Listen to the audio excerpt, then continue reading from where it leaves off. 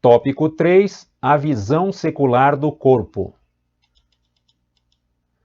Número 1. Hedonismo e narcisismo. Zelar e manter o corpo saudável é uma forma de glorificar a Deus.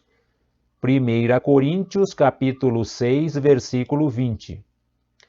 Contudo, em tempos pós-modernos de busca da felicidade, o hedonismo e o narcisismo são incutidos na sociedade. Com hedonismo, nos referimos ao estado de vida em que a obtenção do prazer e a fuga do sofrimento são prioridades. Nesse aspecto, tudo é permitido. Com narcisismo, aludimos ao amor excessivo que uma pessoa tem por si própria.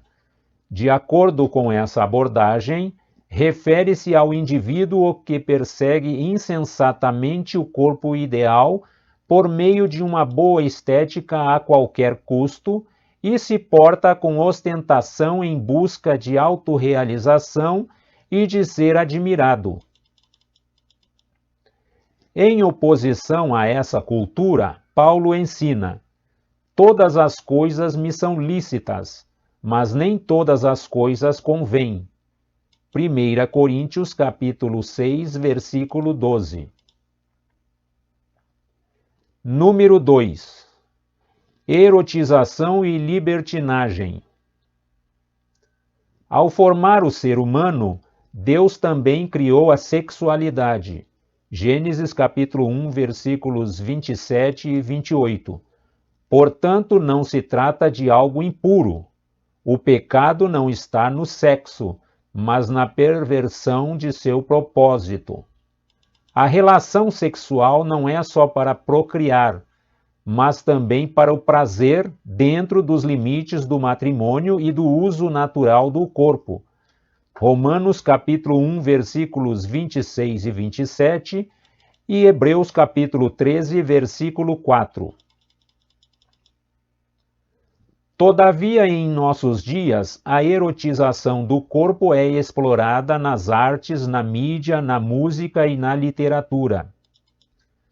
O objetivo é seduzir e estimular as práticas sexuais ilícitas. Como resultado, a licenciosidade, isto é, a conduta sexual desregrada e imoral, prolifera assustadoramente. 1 Coríntios, capítulo 6, versículo 10.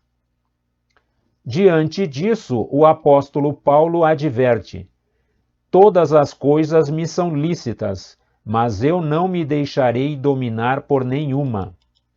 1 Coríntios, capítulo 6, versículo 12. Número 3. Liberdade e autonomia.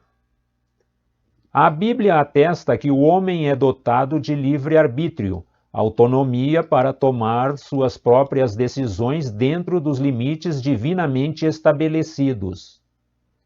Gênesis capítulo 2, versículos 16 e 17. Porém, todos os nossos atos serão alvo do juízo divino.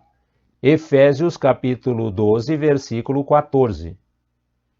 Não obstante, no atual cenário, ideias secularistas promovem a banalização do corpo. O existencialismo ateu, por exemplo, afirma que para descobrir o sentido da vida, o homem deve usufruir de liberdade incondicional. Nesse aspecto livre de qualquer moral divina, o indivíduo passa a exercer total controle sobre seu corpo. Desse modo, seus adeptos atuam contra o corpo na legalização do aborto, da prostituição, das drogas, do suicídio assistido, dentre outros. Contrário a esse tipo de ativismo, o apóstolo Paulo alerta: não sabeis que não sois de vós mesmos? 1 Coríntios capítulo 6, versículo 19. Conclusão. Criado da terra à imagem e semelhança divinas, o homem é constituído de três substâncias: espírito, alma e corpo. 1 Tessalonicenses capítulo 5, versículo 23. Nessa concepção, não podemos pecar contra o corpo sem afetar o espírito e a alma.